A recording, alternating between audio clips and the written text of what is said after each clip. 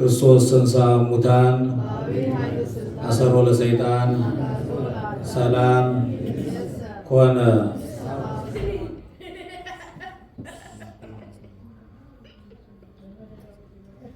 ስምዖን ወልደ ዮና ታፈቅረኒኑ ፈድፋደ እምሉ። የዮና ልጅ ስምዖን ሆይ ከነዚህ ይልቅ ትወደኛለህን? በሚኖረን ጊዜ ይህንን ኃይለ ቃል መነሻ አድርገን እንነጋገራለን። ለአባቶቻችን ለነቢያት፣ ለሐዋርያት፣ ለሊቃውንት ምስጢሩን ጥበቡን የገለጸ አምላክ በዚህ ሰዓት ለእኛም ማስተዋሉን አድሎን ምስጢሩን ገልጾልን ቃሉን እንድንሰማ የአምላካችን የልዑል እግዚአብሔር መልካም ፈቃዱ ይሆንልን። እርሱ በመካከላችን ተገኝቶ ያስተምረን። የዮና ልጅ ስምዖን ሆይ ከነዚህ ይልቅ ትወደኛለህን?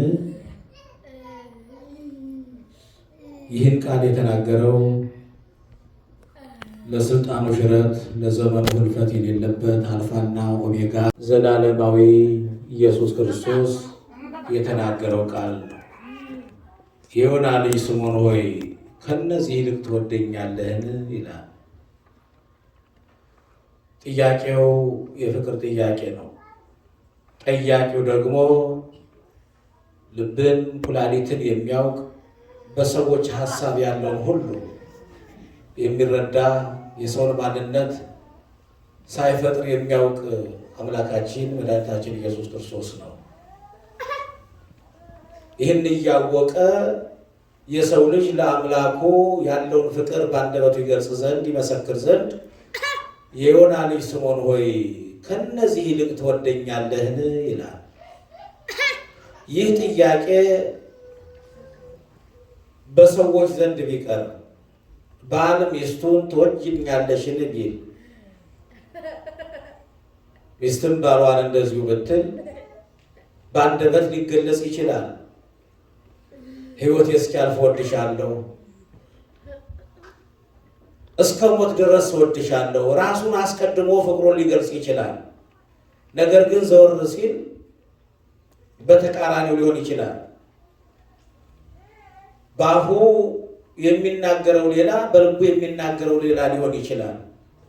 እንዲህ ባለ ሁኔታ ሰውን በሐሰት ማስደሰት ይቻል ይሆናል፣ የሐሰት ፍቅር ገልጾ። መድኃኒታችን ኢየሱስ ክርስቶስን ግን እንወደዋለን ብለን በአንደበታችን ብንናገር የልባችን የሚያውቅ አምላክ ስለሆነ ፍቅራችን በተግባር ካልገለጽነው ሽንገላ ነው የሚሆነው፣ ትርጉም አልባ ነው የሚሆነው። ቅዱስ ጴጥሮስ ለዚህ ነው ጌታ ሆይ አንተ ሁሉን ታውቃለህ፣ እኔ ባልናገረው እኔ ለአንተ ያለኝን አመለካከት ለአንተ ያለኝን ፍቅር ታውቀዋለህ። በሽምግልና ዕድሜ ያለኝን ሀብት ንብረት ሁሉ ትቼ የተከተልኩ ስለምወድህ ነው። ወገን ዘመዶችን ትቼ የተከተልኩ ስለምወድህ ነው። አንተን ለማገልገል ቆርጬ የተነሳሁት ለአንተ ፍቅር ስላለኝ ነው። አሁን ጌታ ሆይ ይህንንም አንተ ታውቃለህ፣ እንድምወድህም አንተ ታውቃለህ አለው። በዚህ በዮሐንስ ወንጌል ምዕራፍ 21 ከቁጥር 1 ጀምሮ ያለው ሐሳብ አንድ ቀን የተከናወነ ሐሳብ ነው። ባለፈው ሳምንት እንደተማርነው ጌታችን መድኃኒታችን ኢየሱስ ክርስቶስ ሞትን ድል አድርጎ ከተነሳ በኋላ ለደቀ መዛሙርቱ ለሶስተኛ ጊዜ እንደተገለጸላቸው ይናገራል። በጥብርያዶስ ወንዝ አቅራቢያ ደቀ መዛሙርቱ ከጌታ ትንሣኤ በኋላ በብዙ መልኩ በችግር ውስጥ ነበሩ። ከስቅለት በፊት በነበረው ቆይታቸው ትንሹን እያበረከተ በተአምራቱ ይመግባቸው፣ በችግራቸው ይደርስላቸው፣ አብሯቸው ነበር። ከትንሣኤው በኋላ ግን ከእነርሱ ስለተለየ የሚመገቡት ስላጡ፣ ስለተራቡ፣ ስለተቸገሩ ወደ ቀደመ ስራቸው ወደ አሳ ማጥመር ተግባራቸው ወደ ጥብርያዶስ ወንዝ ተመልሰው ነበር ይላል። ከሐዋርያት መካከል ቅዱስ ጴጥሮስ እኔ አሳ ለማጥመድ ወደ ጥብርያዶስ ወንዝ ሄዳለሁ አለ። ሌሎቹ ሐዋርያትም እኛም ካንተ ጋር እንሄዳለን። በዚህ ሁኔታ ተነስተው ወደ ቀደመ ስራቸው ከ3 ዓመት በፊት ወደ ረሱት ተግባራቸው አሳ ወደ ማጥመድ ስራ ወደ ባህር ሄዱ። በዚህም ሌሊቱን ሙሉ ሲደክሙ አድረው ምንም አይነት አሳ አላገኙ። ተርበዋል። ውሃ ሲያንገላታቸው ነው ያደረ። ረሃብ ውሎ አድሮባቸዋል፣ ተቸግረዋል። ነገር ግን ሌሊቱን ሙሉ ደክመው ምንም ሳያገኙ በባህር ዳርቻ አዝነው ቆዝመው ፊታቸው ጠቁሮ እያለ መድኃኔ ዓለም ክርስቶስ የደቀ መዛሙርቱ ችግር የሚገባው የሰው ችግር ሳንለምነው የምንሻውን አውቆ የሚሰጥ አምላክ የደቀ መዛሙርቱን ፍላጎት ሊያሟላ ከረሃብ ሊያወጣቸው የሚፈልጉትን ሊሰጣቸው በባህር አካባቢ ደቀ መዛሙርቱ ባሉበት አቅራቢያ ተገኘና መረቡን በቀኝ በኩል ጣሉት አላቸው።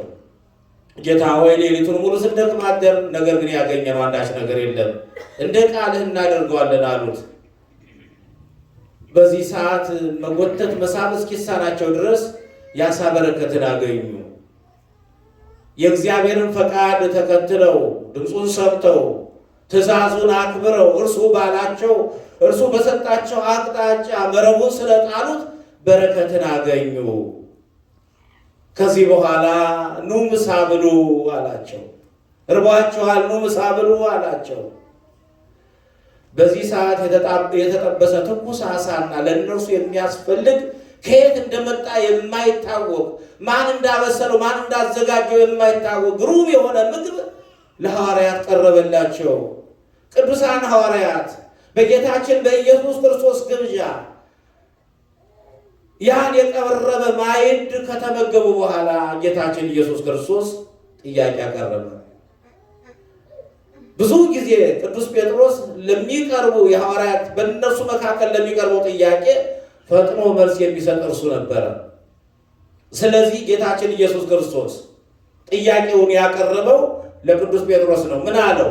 የዮና ልጅ ስምዖን ሆይ ከነዚህ ይልቅ ትወደኛለህን? አለው። ጌታ ሆይ እንደምወድህ አንተ ታውቃለህ። በዚህ ሰዓት ግልገሎችን አሰማራ አለው። ለሁለተኛ ጊዜ የዮና ልጅ ትወደኛለህን? አለው። ጌታ ሆይ እንደምወድህ አንተ ታውቃለህ፣ ጠቦቶችን ጠብቅ። ለሶስተኛ ጊዜ የዮና ልጅ ስምዖን ሆይ ትወደኛለህን? አለው። ጌታ ሆይ አንተ ሁሉን ታውቃለህ።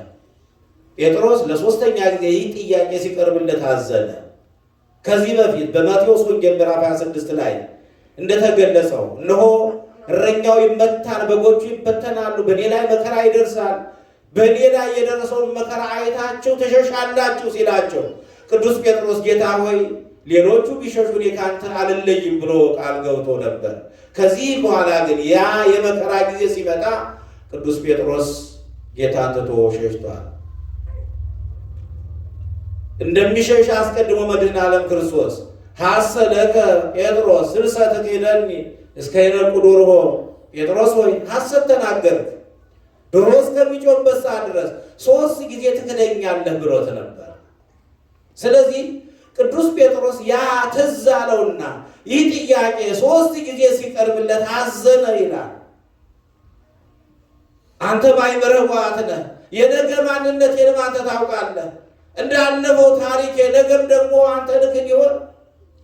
ምን አይተህብኝ ይሆን? ጌታ ሆይ አንተ ሁሉን ታውቃለህ፣ የልቤን አንተ ታውቃለህ፣ እንደምወድህ አንተ ታውቃለህ አለው። እንዲህ ባለ ሁኔታ ጌታችን መድኃኒታችን ኢየሱስ ክርስቶስ ምዕመናንን እንዲጠብቅ ምዕመናንን በ3 ደረጃ ከፍሎ ወጣቶችን፣ ሕፃናትን፣ አረጋውያንን እንዲጠብቅ ኃላፊነትን ሰጠው። በምዕመናን ላይ ሾመው። ቅዱሳን ሐዋርያትን ከዚህ በፊት በማቴዎስ ወንጌል ምዕራፍ 20 ቁጥር 20 ላይ የማሰር የመፍታት ስልጣነ ክህነት ሰጥቷቸው ነበር። ሰላም ለእናንተ ይሁን ብሎ ከትንሣኤው በኋላ በተዘጋው ቤት ተገኝቶ ሰላሙን ካወጀላቸው ሰላሙን ከሰበከላቸው በኋላ በሰማይ በምድር ያሰራችሁት በሰማይ የታሰረ ይሆናል፣ በምድር የፈታችሁት በሰማይ የተፈታ ይሆናል ብሎ ስልጣነ ክህነትን ሰጥቷቸው ነበር። ያን ስልጣን በተግባር ይገልጹ ዘንድ በስራ ያሳዩ ዘንድ ምዕመናንን እንዲጠብቁ አደራ ሰጣቸው። ይህ አደራ ከሊቃነ ጳጳሳት ጀምሮ በየደረጃው ላሉ ካህናት የተሰጠ ታላቅ ኃላፊነት ነው። ምዕመናንን የመጠበቅ ኃላፊነት፣ በለመለመ መስክ የማሰማራት ኃላፊነት፣ በጠራ ውሃ የማሰማራት ኃላፊነት፣ የባዘኑትን የመሰብሰብ፣ የወደቁትን የማንሳት፣ የት ዋላችሁ እንዴት አደራችሁ ብሎ የመጠየቅ ኃላፊነት ለካህናት የተሰጠ ስልጣን ነው። ስንቶቻችን ይህን ኃላፊነት ተወጥተን ይሆናል? ምዕመናን በበጎች ተመስለዋል። በጎች የለመለመ መስክ የጠራ ውሃ ባለበት እንዲሰማሩ ይፈለጋል። የለመለመ መስክ የተባለው ስጋውና ደሙ ነው። የጠራ ውሃ ተብሎ የተጠራ ምዕመናን ልጆቻቸውን ወደዚህ እንዲጋብዙ ካህናት ኃላፊነት አለባቸው። ምዕመናን የአባቶቻቸውን የካህናትን ድምፅ የመስማት ግዴታ አለባቸው። በዮሐንስ ወንጌል ምዕራፍ 10 ላይ መልካም እረኛ እኔ ነኝ፣ መልካም እረኛ ስለ በጎቹ ራሱን ቤዛ አድርጎ ይሰጣል። ምንደኛ እረኛ ግን አራዊት በመጣ ጊዜ በጎቹን ትቶ ይሸሻል። ስለዚህ መልካም እረኛ እኔ ነኝ እያለ መድኃኔዓለም ኢየሱስ ክርስቶስ እውነተኛ እረኛ መሆኑን በምሳሌ አስተምሯል። ሰነፍ እረኛ በጎቹ ተራቡ ተጠሙ ብሎ አያስብም። አንድ ቦታ ላይ ኮርኩሮ ወይም አንድ ጉረኖ ላይ አጉሮ ሊያውላቸው ይችላል። የሚያስፈልጋቸውን አያውቅም። እንደዚህ አይነቱ ምንደኛ እረኛ ነው። አራዊት መጥቶባቸዋል። መናፍቃን ከእውነተኛ ኦርቶዶክሳዊ ተዋሕዶ ሃይማኖት እንዲወጡ ልባቸውን በጥርጣሬ ሞልተዋል። ከሃይማኖታቸው እንዲናወጡ አድርገዋል ብሎ አይመረምርም። መልካም እረኛ፣ እውነተኛ እረኛ፣ የበጎቹ ችግር የሚገደው እረኛ ስለ በጎቹን ራሱ ቤዛ አድርጎ ይሰጣል። በዘመነ ነቢያት፣ በዘመነ ነገሥታት እነ ዳዊትን እነ ሙሴን ሌሎችን ታላላቅ አባቶች ስናይ ስለ በጎቻቸው ራሳቸውን ቤዛ አድርገው እንደሰጡ ጌታችን ኢየሱስ ክርስቶስ የመረጣቸው ቅዱሳን ሐዋርያትን ስለ ዓለም ሕዝብ ስለ ምዕመናን ራሳቸውን ቤዛ አድርገው እንደሰጡ ነው ታሪካቸው የሚያስተምረን። ስለዚህ ይህ ታላቅ ስልጣን ይህ ታላቅ ኃላፊነት የተሰጠው ለካህናት ነው ብሎ ደግሞ ለምዕመናን። የተወደዳችሁ እግዚአብሔር ቤተሰቦች ይህን ጥያቄ ዛሬም ለእያንዳንዳችን መድኃኔዓለም ክርስቶስ ያቀርባል። የተወደዳችሁ ልጆች ሆይ ትወዱኛላችሁን ይላል። ምንድነው መልሳችን? ምንድነው መልሳችን የሚሆነው? በማቴዎስ ወንጌል ምዕራፍ 22 ቁጥር 18 ላይ አንድ ሕግ አዋቂ ወደ ኢየሱስ ክርስቶስ ቀረበና ጌታ ሆይ የዘላለምን ሕይወት መውረስ የምችልበት ሕግ የትኛው ነው አለው። አምላክህን እግዚአብሔርን በፍጹም ሐሳብ በፍጹም ልብህ በፍጹም ኃይል ውደድ። የክርስትና መስፈርቱ ይህ ነው። አምላካችን እግዚአብሔርን መውደድ በአንደበት ለሽንገላ የሚነገር ሳይሆን ከልብ ፍቅርን መግለጽ። በእውነቱ ለአምላካችን ለእግዚአብሔር ያለንን ፍቅር በተግባር አሳይተናል። ይህን በሙሉ እንመሰክራለን። በትናንት ላውት የነበራችሁ ትናንት የነበራችሁ ምዕመናን እስኪ እጃችሁን አውጡ። ብዙዎች አልነበርንም አለው። ዛሬ ተረኞች ነን። ስለዚህ ትናንት ያልነበር ዛሬ ትናንት የተሰራውን ስራ በተግባር የምንገልጽበት ሰዓት ነው። በእውነት ከልባችን እግዚአብሔርን እንወዳለን ካል ከልባችን የእግዚአብሔር ልጆች ነን ብለን ከመሰከር ልጅነታችን በስራ የሚፈተንበት ማንነታችን የሚጠየቅበት በእግዚአብሔር ፊት የምንመዘንበት ጊዜ ዛሬ ነው። ቤተ ክርስቲያን ልጆቿን ትጠራለች። በትናንትናው ዕለት በዚህ ቦታ ላይ ታላቅ ታሪክ ተሰርቷል። ብዙዎቻችሁ ታሪኩን ሰምታችኋል አይደለም? እግዚአብሔርን አመስግኑት። እኔ ለመጀመሪያ ጊዜ ነው በዚህ በዋሽንግተን ሳይሆን በጠቅላላው በመላው አሜሪካ ምናልባት ትልልቅ የገቢ ማሰባሰቢያ ፕሮግራሞች ተዘጋጅተው በዚያ ላይ ብዙ ሕዝብ ተሳትፎበት ካልሆነ በስተቀር ከ100 እና ከ150 ሰዎች ባለበለጠ ሕዝብ $420,000 መሰብሰብ ማለት በታሪክ ይሄ መጀመሪያው ነው።